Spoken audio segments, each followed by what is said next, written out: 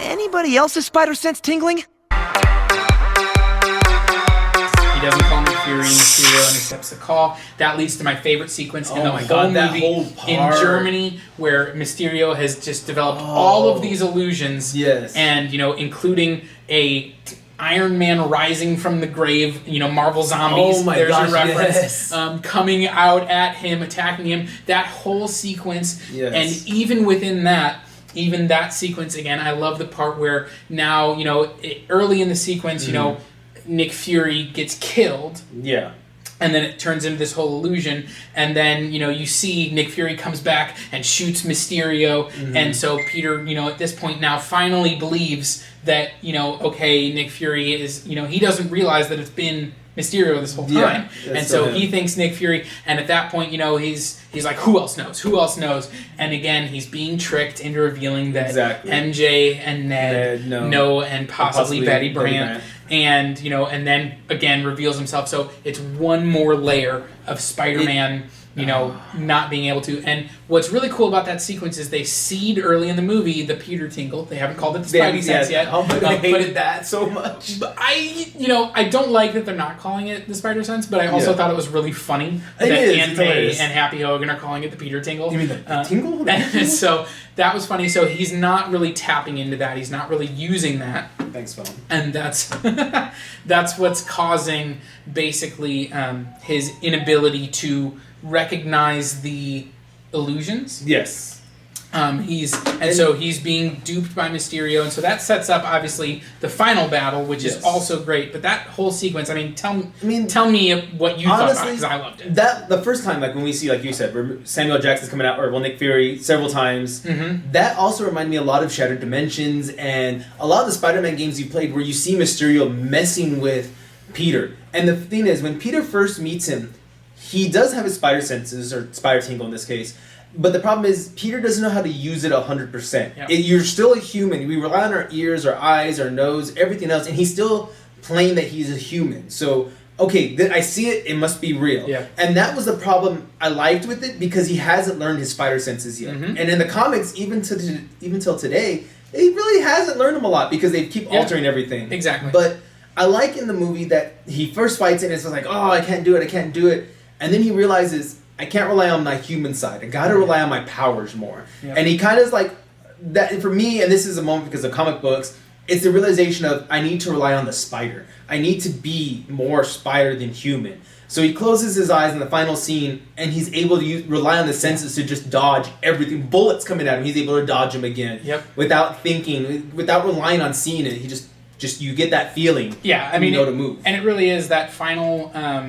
when he gets hit by the train, Mysterio thinks he's dead. Yes. And is off to, kill, MJ and enact this, world-ending event in London.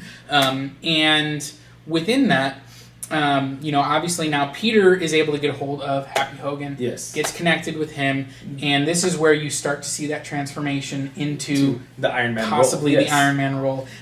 All the way to the point of turning on AC/DC. Yes. I love Led Zeppelin. that reference was great. That was. But yeah, I really like that was the moment where he really started to say, this is my responsibility. I've got to take this on, and I'm going to follow through and do this. For me, that was, as a guy who has a child, it was a very touching moment, because it was seeing almost your child taking over your work, your mantle, because as they get into the Quinjet, and he starts rebuilding his own suit, he builds it from scratch. He takes Tony's idea, not scraps it, but it's like, I can make it better. Right, pull this, yeah. And then the same thing we saw in Iron Man 1, where he put his arm in there and got the hologram of the gauntlet on his arm. Oh, yeah. And then you get Peter doing this, almost the same thing, but with a web shooter instead. It was very symbolic cool. Of Peter becoming the next Iron Man. And it's not, like he said, it's not going to be that he is going to be Iron Man, but it's going to be Spider-Man becoming what Tony is. And as Tony told him in the other ones, don't do what as I do, and don't do what I wouldn't do. There's that little line in the middle, do that. Right. And that's what he wants Peter to do. And this is kind of him going down that line in the middle between of what Tony would do and would not do. Because Tony is just, he was so battered and beaten, and so jaded, and Peter's not yet. And hopefully we're seeing that with him taking over this mantle, him realizing, I need to step up and I need to be the hero that people expect me to be. Yeah.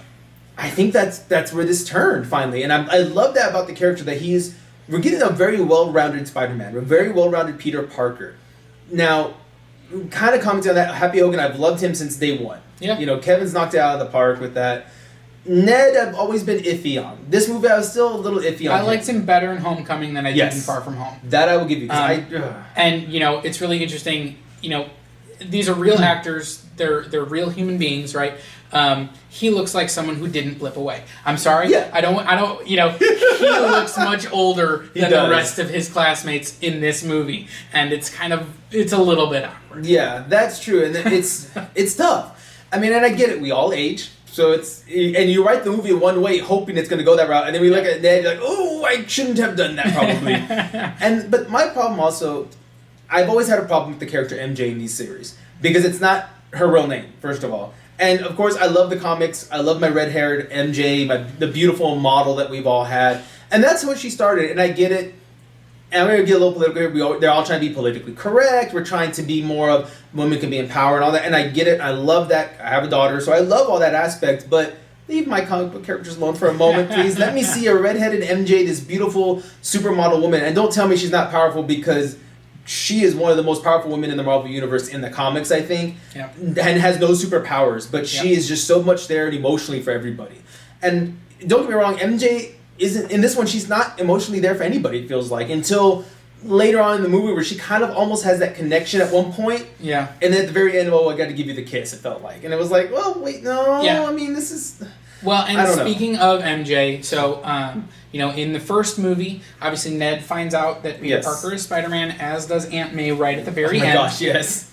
Right, which is a great cut moment. How they did that. I loved it. So now in this movie, MJ is the character that gets to discover that, you know, Peter Parker is Spider-Man. And, you know, they kind of play that. I like the way they played that with her, you know, kind of putting the pieces together, and she is pretty sure, but not 100%, but she's playing it like she's sure. Right, she's like, oh yeah, you're definitely Spider-Man. Yeah. Like, you know, all that stuff. But it's kind of a defense mechanism to not talk about her feelings. Exactly. And so I like the way they play that, because obviously every time it comes up with Peter, he's like, no, I'm not Spider-Man. What are you talking about? But then they discover that drone in that moment, and so they kind of, you know, he does reveal, yes, I am actually Spider-Man. Yeah. So, yes, we have another character now that knows he's Spider-Man. Yep.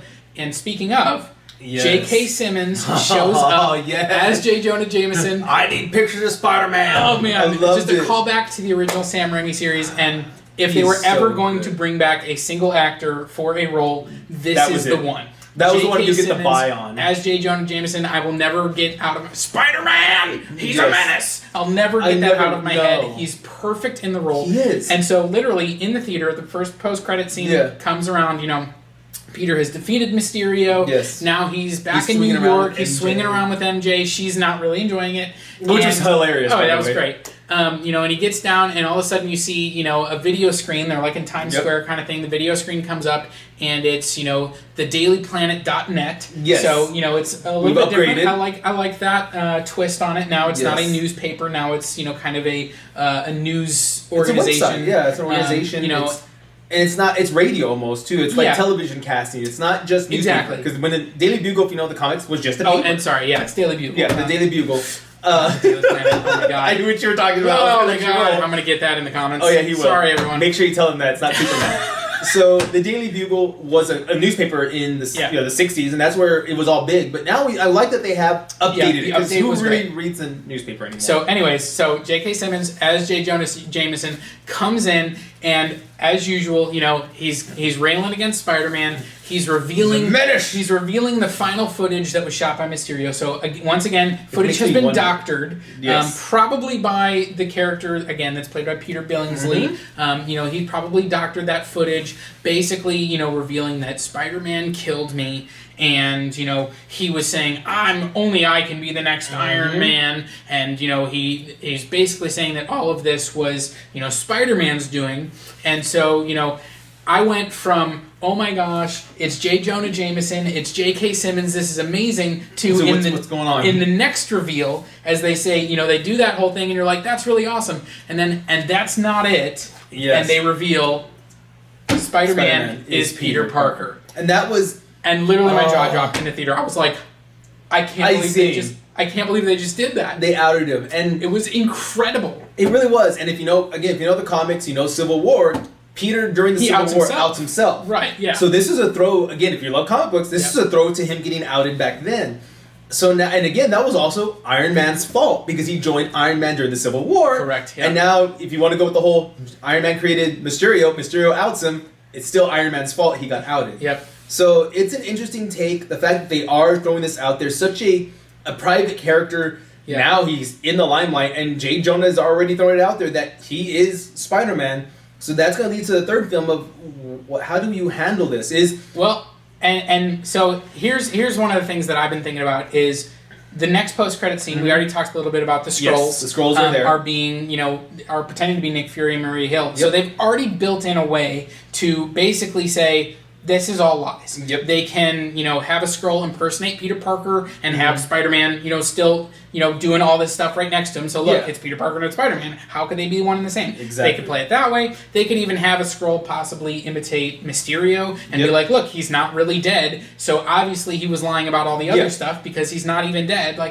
So there definitely are ways that they could use the Skrulls to do this. Yes. But I'm hoping that they explore a little bit of Peter being outed as Spider-Man before they just immediately turn it back. So, for me, I'm kind of going a whole different route with this.